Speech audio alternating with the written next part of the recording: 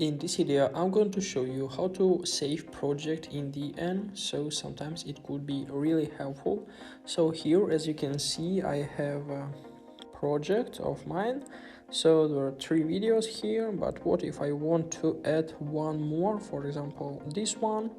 So now, as you can see, I have 4, and now I want to stop my work, and of course I want to save my project. So to do this, all I need is just to click on the button save in the right top corner, as I did. So it's near the share project button. So now our project was successfully saved.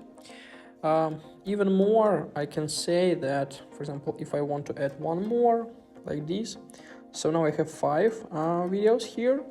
Even if I will close my app without any savings, my project will be automatically saved. So as you can see, I still have 5 videos here.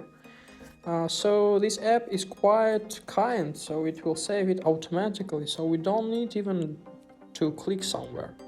So guys, I hope this video was useful for you. If it is, please like this video, subscribe to my channel and write your comment. Goodbye!